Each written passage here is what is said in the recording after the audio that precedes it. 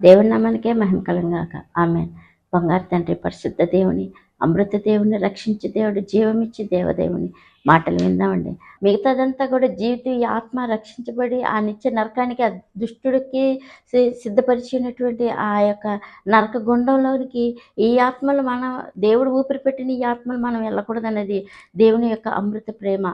అందుకే ఆయన చేయి చాపి, ఆయన మాట ఇచ్చి, ఆయన రక్షించడానికి ఎంతగానో ఆయన ఊపిరి పెట్టిన మనుషులమైన మనకి ఎంతగానో ఆయన మాటలు వినిపిస్తాడు. ఆయన మాటలతోనే, ఆయన మార్గంలోనే, ఆయన సత్యంలో, ఆయన జీవంలోనే మనకి బ్రతుకుందనమాట. ఇంకా ఇప్పుడు జీవిస్తున్నప్పుడే మనకు క్రీస్తు ప్రభు అని తెలుసుకోకుండా మనం ఎంతగానో నష్టపోయి, నాశనం అయిపోయి నరక శక్తుల నోట్లోకి వెళ్ళిపోతున్నాం అనమాట. అయితే ఇంకా రాబోయే గడియలో, ఇంకా ఈ రాజ్యాలు ఏదో బతుకుదో, ఏదో తిందాం, ఏదో ఏమీ లేనటువంటి దుష్ట గడియలు వచ్చేసే ఉన్నాయి అనమాట. ఆల్రెడీ వాడు పుట్టేయడానికే రెడీగా ఉన్నాడు, వాడి ప్రతిమ పెరగడానికే రెడీగా ఉందనమాట. ఇక వాడి యొక్క జనం, వాడి యొక్క విధానం సంఖ్య ఎక్కువైంది అనుకోండి, ఇక వాడికే నమస్కారం చేయాలి. దేవుడు అనే మాట వినపడదు, ఎక్కడ వినపడదు అనమాట. దేవుడు అనే మాట ఎక్కడ వినపడదు అనమాట. అయితే దేవుడు అనే మాట వినపడకపోతే, రక్షించి ఊపిరి పెట్టిన ఆయన మాటలో వినపడకపోతే ఎవరు రక్షించగలరు?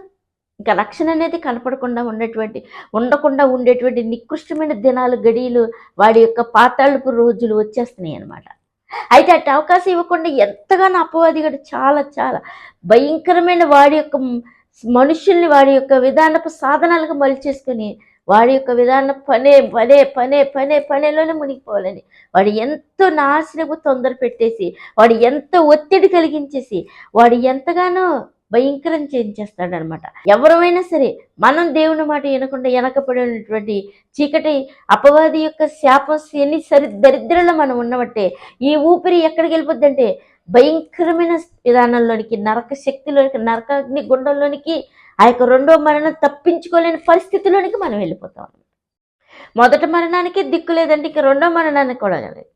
అయితే ఏమి ఈ లోకంలో ఈ ఆత్మకి నెమ్మది, ఈ ఆత్మకి రక్షణ, ఈ ఆత్మకు కావలసిన దేవుని యొక్క ఆహారం, ఈ ఆత్మ బ్రతకటానికి కావలసిన జీవజల నది యొక్క జీవపు పునరుద్ధానపు భాగ్యాన్ని మనం పుచ్చుకోకుండా, ఆయన ఎవరైనా తెలుసుకోకుండా, ఆయనలోనికి రాకుండా ఉంటే కనుక మనం ఇంకా ఇంకా ఇంకా ఇంకా నాశనపు అంచులోనికి వెళ్ళిపోతున్నాం.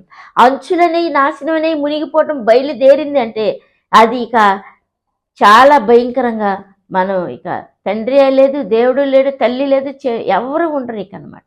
అటువంటి యొక్క ప్రాణాపాయపు నాశనపు నరకపు అంచు పరిస్థితిలోనికి ఇక మనం వెళ్ళిపోతాం. ఎందుకంటే వాడు ఆల్రెడీ వచ్చేసే ఉంటున్నాడు, వాడు పైనుంచి త్రోయబడటానికి రెడీగా ఉంటున్నాడు అనమాట. ఎందుకంటే పరిశుద్ధులు జీవితాన్ని ఇస్తారు, పరిశుద్ధులు జయింపచేస్తారు, నమ్మకస్తులు ఆయనతో ఉండటానికి రెడీగా ఉన్నారు. ఆ యొక్క పరలోకంలో ఉన్న వాళ్ళు కూడా కేకలు పెడుతున్నారు, తండ్రి నాదా మాకు న్యాయం తీర్పు తీర్చు అని అంటున్నప్పుడు దేవుడు తన గడియలు, తన చెప్పిన ప్రతి మాట, ఆది కాండంగా నుంచి ఇప్పటి వరకు చెప్పిన ప్రతి మాట ప్రకటన గ్రంథం వరకు కూడా నెరవేరబడటానికి సమస్తం ధారాళంగా, సమస్తం కూడా ఈ యొక్క లోకానికి విధానపు ప్రమాద పంచుల్లోనికి ఆయన చెప్పిన మాటలు ఒక్కొక్కటి ఆ గడిలోకి వచ్చేస్తున్నాయి అనమాట. అయితే ఆ గడిలోకి వచ్చేసిన మాట జరుగుతుంది అంటే మనం యొక్క నాశనపు అపవాదిని గ్రహించకుండా, దాని నుంచి విడుదల నుంచి జీవాధిపతి యుద్ధకు రాకుండా మనం ఉంటే, ఆయన ఎవరైనా తెలుసుకోకుండా ఉంటే, ఆయన రక్త పాదాలు పట్టుకోకుండా ఉంటే, ఆయన చేత మనం క్షమించబడకుండా ఉంటే, ఆయనతో సహవాసం లేకుండా, ఆయన మన పేరు ముద్రించుకుంటానికి ఆయన జీవ గ్రంథంలో మన సమయం ఇవ్వకుండా ఉంటే ఈ ప్రాణానికి తప్పించినాడు లేడు. అయితే దేవదేవుడు ఎంతగానో కోరుకుంటున్నాడు, ఈ లోకాన్ని కొంచెం మీరు విడిచిపెట్టి ఒక్కసారి వచ్చి ఆయన రుచి చూడమంటున్నాడు, ఆయన తెలుసుకోమంటున్నాడు. ఆయన చాలా సమీపంగా ఉంటున్నాను, నేను వస్తాను, నేను మీతో ఉంటాను, మీరు నా మాట వింటే మీరు మీరు ఎంతో రక్షించబడతారని దేవుడు చెప్తున్నప్పుడు. ఎందుకంటే ఇంకా వాడు ఏం చేస్తాడంటే ఆయన దూషించేది, ఆయన్ని తృణీకరించేది, ఆయన్ని విసర్జించే విధానపు నామాలు కలిగిన దుష్టుడు కూడా బయలుదేరి అటువంటి ముద్రను ముద్రించుకుని వచ్చేస్తున్నాడు అనమాట. ఇక ఇప్పుడు మనం ఒకసారి పడిపోయామనుకున్నామో, తండ్రి నాయన రక్షించి దేవుడా అని అంటున్నాం. ఇంకా ఆ మాట కూడా అన్నాం. ఆ మాట మనం అన్నామంటే ఆడు మనల్ని ఎంతగానో చింతగా బతి చేసి తొక్కిన ఆరబెట్టి ముక్కలు చేసే విధానంగా వాడికి దూషణ నామాన్ని కలిగి ఉండి వచ్చే అపవాది ఈ యొక్క కాలం, ఈ యొక్క అపవాది యొక్క గడియ, ఈ అపవాది యొక్క భయంకరం వచ్చేస్తుంది అనమాట. తండ్రి దేవుడా రక్షించు అన్న కాలం కూడా లేకున్నటువంటి భయంకర తనంలోకి వచ్చిందంటే ఇక మానవుడు అనేవాడు ఎప్పుడు ఉండడు అనమాట. మృగాలు కూడా, పశువులు కూడా, సమస్తం కూడా లోక అంతానికి రెడీ అయిపోయి చివరికి వచ్చేసి అంచులోకి వచ్చేసామన్నమాట. మునిగిపోవడానికి ఒక్కొక్కటి వచ్చేస్తుంది అనమాట. అయితే మనం అటువంటి ఉపద్రవమైనటువంటి భయంకరమైన నాశనపు దినం రాకపోయి ఇంకా ఎవరైనా ఉన్నారా బ్రతుకువాడు, ఇంకా ఎవరైనా ఉన్నారా క్రీస్తు ప్రభు కావాలంటే, ఇంకా ఎవరైనా రక్షించే రక్షకుడు మహా తండ్రి ఆయన పిలుస్తున్నప్పుడు ఆయన పరిశుద్ధ గ్రంథంలో నేనున్నాను, నా మాట వినండి, నన్ను చదవండి, నా ఎద్దుకు రండి, నన్ను మీరు పిలవండి, రహస్యంగా నేను పలుకుతానని అంటున్నాడు ఆయన. అటువంటి దేవదేవుడు, గొప్ప దేవుడు, సజీవుడు, సర్వశక్తుడు, రక్షకుడు క్రీస్తు ప్రభు మనకు సమీపంగా ఉండ ఆయన మనం పొందుకుంటే, ఆయన కలిగి ఉంటే మనం రక్షించబడతాం అనమాట. మనం చచ్చాక ఏదో నరకంలోకి వెళ్ళిపోతాం అనేది ఎప్పుడో పూర్వకాలపు మాట. బతికుండగానే నరకంలోనికి తీసుకెళ్ళి వాడి యొక్క పుండ్లతో, వాడి యొక్క నాశనపు భయంకరపు శాపంతో నింపేస్తాడు బ్రతికుండగానే. ఇంకా ఇప్పుడు కొంచెం శ్రమలకి, కొంచెం విధానానికి, కొంచెం ఎడబాటుకి, కొంచెం నష్టానికి మనం ఎంతగానో తలకాయలు బద్దలు కొట్టుకుని మనం ఎంతగానో దేవుడు ఉన్నాడా అని అరిచేసే, ఏంటి మాకు ఈ పరిస్థితి అని భయంకరంలోనికి మనం వెళ్ళిపోతున్నాం. మనకు కలిగినటువంటి ఇది ఇంకా మనం స్వతంత్రంగానే ఉన్నాం. మన ప్రాణం, మన ఊపిరి, మనం ఎంతగానో ఇంకా దేవుడు ఏం చేస్తాడంటే ఈ లోకంలో నెమ్మదితోనే ఉండి మనకుగా మనం ఆలోచించి, మనకుగా మనం తీర్పు, మనంగా మనం నడుచుకునే భాగ్యపు విధానంలోనే ఇంకా మనం ఉన్నాం అనమాట. అయితే ఈ స్వతంత్రం కూడా లేకుండా దుష్టుడు ఇంకా దొబ్బేసి ఇంకా వాడి గడియలు, వాడి రాజ్యపాలన, వాడి నికృష్టమైన విధానం వచ్చేస్తుంది అనమాట. అప్పుడు అప్పుడు సమస్త సర్వం కోల్పోయినట్టేనమాట. అయినా సరే ఈ మనుషుల్ని దేవుడు ఏం చేస్తాడంటే ఇంకా కొంచెం సమీపించి, ఇంకా ఆయన రావటం కొంచెం ఆలోచించేసి, ఇంకా దేవుని పౌరస్వరం వినిపించి, ఇంకా దేవుని ఎద్దుకు రమ్మని, ఆయన పౌరస్వరం వినమని, ఆయన పాదాలు ఎద్దుకు రమ్మని ఎంతగానో పిలుస్తున్నప్పుడు ఆయన మనం కలిగి ఉందామండి. ఆయన మనం పొందుకుందాం. నిజంగా పరమపురివాసుడు క్రీస్తు ప్రభు వారి యొద్ద రక్షణ కలదు, ఆయననే మనకు నిత్య జీవం కలదు, మారు మనసు నుండి రక్షణ భాగ్యం కలిగి ఆయన ఎవరో తెలుసుకుంటే మనం గొప్ప భాగ్యాన్ని సంపాదించుకుంటాం అనమాట. లేకపోతే ఇంకా అసలు 1000 నోళ్ళు కూడా సాలం అన్నమాట. ఈ లోక నాశనపు అంత భయంకరమైన విధానం, ఈ లోకాన్ని వాడి చేతిలోకి తీసుకునే దుష్టుడు ఇంకా మన కళ్ళ ముందే, మన ముందే మనల్ని కూడా ముద్రించేసుకునేవాడు. మన స్వేచ్ఛ నీకేమి లేదు. మనం ఇంక ఊపిరి పీల్చుకొని ఊపిరి వాడాలని ఇంకా ఆడిస్టుల్లో నీకు బ్రతికెళ్ళిపోయే కాలం వచ్చేస్తుంది అనమాట. ఇది చాలా దుర్భరం, భయంకరం. బ్రతికున్న మనకు మాత్రమే, ఇంకా ప్రాణంతో ఉన్న మనకు మాత్రమే ఇంకా దేవుడు సందేశిస్తున్నాడు, ఇంకా దేవుడు మాట్లాడుతున్నాడు, దేవుడు ఇంకా ఉపదేశం ఇచ్చి పిలుస్తున్నాడు అనమాట. ఇటు భాగ్యాన్ని మనం కలిగింది. ఒక్కసారి దేవుడు వాక్యంలోకి వెళ్ళండి, చదవండి. అయితే దేవుడు కలిగి ఉన్నవారు దేవుడు ఇంకా తెలుసుకోకపోతే ఎంత భయంకరమైన ప్రమాద ఉపద్రవంలోకి వెళ్ళిపోతామో చూడండి. ప్రకటన గ్రంథం 17:14 చదవండి. మీరు గొర్రెపిల్లతో యుద్ధం చేతురు, కానీ గొర్రెపిల్ల ప్రభువులకు ప్రభువును, రాజులకు రాజునై స్తోత్రంతో కూడా ఉండిన వారు, పిలువబడిన వారు, స్తోత్రం వారై, ఏర్పరచబడిన వారై, నమ్మకమైన వారై, స్తోత్రం ఆయన రాజులను జయించు, స్తోత్రం మరియు దూత నాతో ఇలాగూ చెప్పాను. చాలా చూసారండి, దేవుడు ఏం చెప్తున్నాడు? వీళ్ళు నా ఎద్దకు వస్తే ఈ లోకాన్ని, సాతాన్ని, శరీరాన్ని జయించిన సర్వశక్తి గల దేవుడు పరిశుద్ధాత్ముడు మిమ్మల్ని నావి నేర్పుతాడు. మీకు ఆయన సర్వసత్యంలోనికి నడిపిస్తాడు మిమ్మల్ని. ఎంతగానో ఆయన మాట విని ఆయన ఎద్దుకొచ్చి రక్షించబడి ఆయన కోసం ప్రాణం అర్పించి, వెల అర్పించి ఆయన కలిగి ఉండే భాగ్యాన్ని ఆయన చేత ఆయన నిర్దోషులు అనిపించుకుని ఆయన పాదాలకు అర్పణ అయిపోయిన వాళ్ళు ఏం చేస్తున్నారు? ఈ లోకాన్ని, సాతాన్ని, శరీరాన్ని జయించగల శక్తి బలంను దేవుడు అనుగ్రహించారు కాబట్టి ఆ రాజుల్ని వాళ్ళు జయించే బలం, శక్తికి ఎవరిస్తున్నారు? ఈ గొర్రెపిల్ల దేవుడే ఇస్తున్నాడు. అయితే మనం ఎంతో నిర్లక్ష్యంగా, అపహాస్యంగా ఈ గొర్రెపిల్ల ఎవరు, ఈయనెవరు, ఈయన చూస్తే ఏముంది, ఇంక ఈయనతో ఏమి లేదు కదా మనకి ప్రాపర్టీ అని అనుకుంటారేమో. ఆయన ప్రాపర్టీ మనకు కనపడేది కాదు, అవి అదృశ్యమైనవి. దృశ్యమైనవి దుష్టుడిని మనం చూసి వీడు ప్రాపర్టీ అనుకుంటున్నాం, వీడు నాశనమై ముక్కలై పాతాళంలో నిత్య నరకాగ్ని గుండంలోకి వెళ్ళిపోతాయి. ఇవన్నీ ఈ లోకపు అంత గతించిపోతుంది అనమాట. ఈ లోకం తల్ల కిందలోకి తారుమారైపోయి దుష్టుడి చేతిలోకి వెళ్ళిపోయి వాడిని కూడా దేవుడు ఏం చేస్తాడు? తన ఊపిరితో బంధించి ముక్కలు చేసి దూరపరిచే రోజులు, గడియలు ఎంతగానో సమీపంగా ఉన్నాయి. అయితే దేవుడు ఏం చేస్తాడు? ఆయన మాట విని ఆయన చేత ఏర్పరచబడి ఆయన పాదాలు ఎంతకొచ్చి ఆ దేవుని గొర్రెపిల్ల విధానప్పుడు నడకలో నడుచుకుంటే, కలిగి ఉంటే కనుక జయించి శక్తిని ఎట్లా ఇస్తాడు? ఆయన భక్తులకి, ఆయన బిడ్డలకి ఆ రాజుల్ని ఏం చేస్తాడు? జయింప చేస్తాడంట. అయితే ఏం చేశాడు ఆయన? ఆ రాజులు జయించి కూడా వాళ్ళ ప్రాణాలు పోయినా ఏం చేశారు? సజీవుడైన దేవుని చేతిలోకి వెళ్ళిపోయి వారి మరణాన్ని ఏం చేశారు? రెండో మరణాన్ని, మొదటి మరణాన్ని కూడా ఏం చేశారు? వాళ్ళు జయించారు.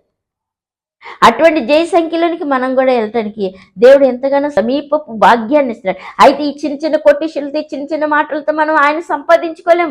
దేవునిలోనికి వస్తే దేవుని పాదాలు కావాలని అనుకుంటే పగలైన రేత్రిని ఎప్పుడైనా సరే నువ్వు ఆయన ఎతికితే కనుక, ఆయన పొందుకుంటే కనుక ఇట్టి ఇంకా సరసత్యపు భాగ్యంలోనికి పరిశుద్ధాత్ముడు జయ జీవితంలోనికి ఆయన నడిపించి తీసుకెళ్తానంటున్నాడు. అయితే ఈ మాటలు అర్థం అవడాలంటే దేవుని యొక్క జీవగ్రంథం, దేవుడిచ్చిన బైబిల్ వాక్యాన్ని మనం చదవాలి.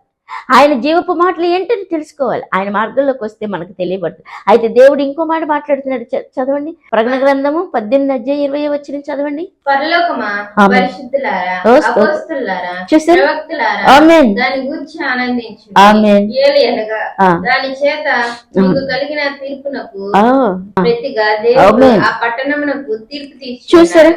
తరువాత బలిష్ఠుడైన ఒక దూత గొప్ప తిరుగటి రాతి వంటి రాయి ఎత్తి సముద్రంలో పడవేసి మహాపట్టణమైన బబులోను వేగంగా పడద్రోయబడి ఇక ఎన్నటికి కనబడకపోను. చూసారండి, ఈ లోక పట్టణం ఏమైపోతుంది, ఈ లోక విధానం ఏమైపోతుంది, ఈ లోకంలో మనం చేస్తున్న జీవన విధానం, మనం చేస్తున్న నడవడిక, మనం చేస్తున్న ఈ యొక్క విధానపు పంచభూతాలు కూడా ఏమైపోతుంది, ఈ లోక ప్రయత్నం అంతా ఏమైపోతుంది. ఇంకా ఆయన ఏం చేస్తున్నాడు, ఆ యొక్క తిరగట్టిని ఏం చేస్తాడు, సముద్రంలో పడేస్తున్నాడు. మనం ఏం చేస్తున్నాం, ఈ రోజున ఏం చేస్తున్నాం, మనం దేవుడు అంటే తెలుసుకోడు, దేవుడు అంటే తిరస్కరించి, దేవుడు అంటే చాలా చిన్న, ఎందుకు మన కళ్ళు పచ్చకాయలు పచ్చగా పట్టి, ఎందుకంటే పనికి మాలిన విధానంలో మనం జీవిస్తున్నాం కాబట్టి ఈ పచ్చ నోట్లు, ఈ పచ్చ బంగారాన్ని చూసి మన కళ్ళు ఏం చేస్తున్నాయంటే ఆ విధానం మగ్గిపోయి జీవం గల దేవుడిని, గొర్రెపిల్ల దేవుడిని, రక్షించే నాదుని, ప్రాణమిచ్చిన యేసయ్యని ఏం చేస్తాం, చిన్న చూపు చూస్తే, ఆయన మాట లక్ష్య పెట్టకపోతే, ఆయన అంటే భయభక్తులు కలిగి ఆయన యుద్ధకు రాకపోతే, రక్షించబడకపోతే మనం ఏం చేస్తాం కూడా, ఈ యొక్క ఆయనే స్వయంగా ఏం చేస్తాడు, ఆ తిరగట్రాయిని సముద్రంలో పడేస్తున్నాడంట. ఇప్పుడు మనం చేస్తున్న ప్రయత్నాన్ని అంతా ఏం చేస్తాడు, ఆయన సముద్రంలో పడేస్తాడు అనమాట. ఈ అపవాదిని ఏం చేస్తాడు, ఆయన సముద్రంలో పడేస్తాడంట. అప్పుడు ఆ పట్టణం ఏమైపోతుంది, కూలిపోతుందంట. అయితే ఇంతగా దేవుడు మాట్లాడుతున్నప్పుడు, ఇంతగా చేసిన ఈ యొక్క చిన్న కొటేషన్తో మనకేం అర్థం కాదు. దేవుని యొక్క సత్య జీవపు వాక్యంలోనికి వస్తే ఆయన మాట ఏంటి, ఆయన భయం ఏంటి, ఆయన అంటే ఎవరు, ఆయన ఎలా ఎలా రక్షించబడాలనేది గొప్ప తృష్ణ, బలము, భయము, ప్రేమ ఆయన యందు ఉండి ఆయన ఎద్దుకు వస్తే ఆయన ఏంటని రుచి చూపించి, ఆయన నేర్పించి, సర్వసత్యంలోనికి నడిపించి, ఆ మెట్లెక్కించి ఆయన చూపించి, ఈ లోక రాజ్యుల్ని జయించి, ఈ లోక తిరగటి రాయిలో పడిపోకుండా జయించి ఆయనతో ఉండే భాగ్యాన్ని ఇప్పిస్తాను అంటాడు. ఇట్టి భాగ్యాన్ని మనం ఎంత వెలిచ్చి కొనుక్కోవాలో తెలుసండి. ఇట్టి భాగ్యాన్ని మనం ఎంతగా దేవుని కలిగి ఉండాలో తెలుసండి మనం. అయితే మనం ఈ లోక టయాన్ని పోగొట్టుకోకుండా, ఈ లోక దేవుడే అనాలి. నిజంగా ఆయనే కలిగి ఉండాలి. ఆయనే ప్రతి క్షణం ఆయన ఉంటేనే మనం బ్రతుకుతాం. లేకపోతే ఈ అపవాదికి ఏం చేస్తాడు, ఆయన ఆ యొక్క సభాపరతల తంటే నరకంలో ఎలా నాశనం పడి ఇంకా అది కాలి బూడిదైపోయి అవాదంగానే మోసం చేయకుండా ఇప్పటి వరకు ఇక ముందు కూడా సర్వలోకాన్ని మోసం చేస్తున్న దాన్ని ఇంకా ఏం చేస్తాడు, ఆయన ఆ యొక్క నిత్య నరక అగ్నిలో అగ్ని అరదు పురుగు చావును దాంట్లో పడేసి ఇంకా ఏం చేశాడు, ఆయన బంధించి దాన్ని తునాతునకలు చేసి ఆయన ఊపిరితో దూరపరుస్తాడట. అట్టంటి పారిపోయి నాశనం అయిపోయి ఈ లోక బతుకు, ఈ లోక నటనతో మనం జీవించకుండా క్రీస్తు ప్రభువారిని కలిగిండి. క్రీస్తు ప్రభువారు ఎవరైనా తెలుసుకుని ఆయన ఎద్దకు వస్తే, మారుమనసు పొందితే ఆయన రాజ్యం సమీపంగా ఉంది కాబట్టి మనం జయించే వారిగా ఉండడానికి భాగ్యాన్ని ఆయన ఇస్తాడు. కాబట్టి ఆయనలోనే జ్ఞానం కలదు, ఆయనలోనే వివేచన కలదు, ఆయన ఎందు భయభక్తులే మనల్ని పరిశుద్ధ జీవపు వెలుగు జీవాది మార్గంలోనికి నడిపిస్తుంది. కాబట్టి అట్టి భాగ్యాన్ని మనం సంపాదించుకుని ఆయన ఎద్దుకు వచ్చి ఆయన జీవగ్రంథం ముందు మన పేరు లిఖించి పడటానికి కోసం ఇప్పటి నుంచే మనం ఆయన ఇష్టపడి ఆయన ఎద్దుకు వచ్చి ఆయన మాట విని మన పేరు ఆయన జీవగ్రంథం ముందు లిఖించుకోవడానికి సమయాన్ని సమకూర్చుకుందాం అనమాట. అయితే వ్యర్థ విధానం, పొట్టు విధానం, చెత్త విధానం, ఈ మూర్ఖపు ఈ లోకపు విధానాన్ని, అబద్ధపు చీకటి మోసపుగా నమ్మితే కనుక, ఇయే స్థిరమని అనుకుంటే కనుక, ఈ అశాశ్వతమైన నికృష్టమైన దాన్ని మనం నమ్మితే కనుక, నిర్లక్ష్యం చేస్తే, అలక్ష్యం చేస్తే, సిద్ధ మనసు లేకుండా, దేవుడంటే ఎవరో తెలుసుకోకుండా, చిన్న చూపు చూస్తే, వ్యర్థ విధానంగా, దూషణ విధానంగా మనం ఉన్నామంటే మనంత నాశనపోళ్ళు, ఇంకా ఇంత గొప్ప రక్షణని పోగొట్టుకున్న దౌర్భాగ్య దిక్కుమాలిన బతుకు ఇంకెవరికి ఉండదనమాట. అయినా సరే కడవరి దినాలు దేవుడు ఏం చేస్తున్నాడు, 7 సంఘాల లౌదికే సంఘం వరకు కూడా ఆయన ఎంతగానో చెప్తూనే ఉన్నాడు. ఇక చెప్పు, 2000 సంవత్సరాలుగా జరగబోయే సంగతులు చెప్పు, వాళ్ళు సరి చేసుకోమని చెప్పు, నా ఎద్దకు రమ్మని చెప్పు, మారు మనసు నొందమని చెప్పు, పరిశుద్ధ జీవితం ఏంటో తెలుసుకోమని చెప్పు, నా ఎద్దకు రమ్మని చెప్పు, నేను సరిచేస్తానని చెప్తున్నాడు ఆయన. ఆయన ఎంత పత్రిక రాయించి ఎంతగానో జీవ గ్రంథాన్ని మనకి ఇచ్చాడు. ఏదో ఈ పూట చెప్తున్న మాట బట్టి కాదు, ఆ యొక్క మాటను బట్టి జీవ గ్రంథంలోకి వెళ్తే, దేవుని వెలుగు మార్గంలోకి వెళ్తే సత్యంలోనికి జీవుల్లోనికి తీసుకెళ్తాడు అనమాట. అట్టి క్రీస్తు ప్రభుని పట్టుకుందాం. ఆయన క్రీస్తు ప్రభు కడవరి దినాలు ఇంకా కొంచెం గడియలు కృపాకాలం ఉందన్నమాట. ఈ గడియలో మనం ఆయన కలుసుకుని ఆయన తెలుసుకుందాం అనమాట. అయితే ప్రకటన గ్రంథం చదవండి. ప్రకటన గ్రంథం 18:23 వచ్చిన చదవండి. దీపపు వెలుగు నీలో ఇకను ప్రకాశింపనే ప్రకాశింపదు. చూసారుక పెండ్లి కుమారుని అది స్వరము పెండ్లి కుమార్తె స్వరము నీలో ఎన్నడూ వినబడవు మరియు ప్రవక్తల యొక్కయు పరిశుద్ధుల యొక్కయు అవునవును భూమి మీద వధింపబడిన వారందరి యొక్కయు రక్తము ఆ పట్టణంలో కనబడనని. అవును చూసారండి. ఇంకేం చేస్తున్నారు ఈ మాటలంటే? ఇక రానున్న రోజుల్లో ఆ యొక్క దుష్టుడి గడియలు వచ్చేసినాయి అంటే, వాడి ఇక చివరి అంచుకొచ్చాడంటే ఇక వినపడమంట. దేవుడి మాటలు, గొర్రెపిల్ల మాటలు వినపడదు. దేవుడా అని అంటానికి అవకాశం ఉండదు. ఇక ఎవరు అందుకని ఆయన ఏమంటున్నాడు? ఆత్మను చంపు వారికి భయపడుడి, దేనికి భయపడ్డాను? అట్టి దేవదేవుడు మనకు దొరుకుతున్నప్పుడు ఆయన ఎందుకు భయభక్తులు కలిగి ఈ ఆత్మ నశించిపోకుండా నిత్య నాశనానికి వెళ్లకుండా ఆయన కలిగింది అనమాట. ఇంకా రాను దేవ సత్యవాక్యం, రక్షించబడే భాగ్యం, జీవపు వెలుగు మార్గం ఏవి కనపడమంటే వినపడమంట. అయితే దేవదేవుడు ఇంకా ఇంకా సమయం ఇస్తాడు, ఇంకా సమయం ఇస్తాడు. కాబట్టి మనం ఆయన కలిగి ఉండి ఆయన పాదాలు పట్టుకుని ప్రేమతో, దయతో క్షమించమని, ఉపేక్షించుకుని మనం తగ్గించుకుని దేవుని పాదాల చెంతకు వస్తే రక్షించిన అతడు ప్రాణం ఇచ్చిన సిద్ధపరంగా ఉన్నాడు. ఆయన రక్షిస్తాను అంటున్నాడు. ఎందుకంటే ఆ యొక్క శిలువ మీద దొంగని ఎంతగానో ఆయన క్షమించి రక్షించాడు. ఆ గడిలో ఉన్నటువంటి మనం వెళ్తే కనుక మన యొక్క విధానాన్ని క్షమించి ఆయన నేడు నాతో పరదేశంలో ఉందామని నిత్య సంతోషపు జీవపు మార్గం పరదేశికి నిత్య జీవ గ్రంథం మంది పేరు లిఖింపటానికి ఆయన ఎంతో సిద్ధంగా ఉన్నప్పుడు మనం ఇట్టి భాగ్యాన్ని సిద్ధపరచుకుని నీ లోక పెంట, నీ లోక అసహ్యం, నీ లోక సాతాన్ని జయించగల శక్తి బలముని ఇవ్వటానికి ఆయనే మనకు సంసిద్ధమైన, బలమైన, జీవమైన, ప్రాణమిచ్చిన రక్షకుడు, మహాదేవుడు. కాబట్టి అట్టి దేవదేవుడిని సంపాదించుకుని ఆయన ఎవరని తెలుసుకుని ఆయన కలిగి ఉండి ఆయన నిత్య పాదంలోకి వెళ్ళి జయ జీవితం కలిగి ఆయన పొందుకొని ఆ నిత్య నాశనపు నరకం నుంచి మనం విడుదలనుంది ఆయన పొందుకుందామండి. నిర్లక్ష్యపు నిర్దేవ బుద్ధి ముక్కలైపోయి దూరపరచబడి ప్రజలు దేవుని వైపుకి వెళ్ళి ఆయన విని ఆయన పాదాలు పట్టుకుని నినేవే పట్టణస్థులారా మనం క్షమించబడి మారుమనసుంది ఆయన ఎద్దకు వచ్చి ఆయన యొక్క జీవన సంతోషంలో మనం ఉండే భాగ్యాన్ని మనం సంపాదించుకునేలాగా ఇంక కొంచెం గడి ఉన్నదాన్ని మనం ఉపయోగించుకుని మనం రక్షించబడి ఆయనతో ఉందామండి.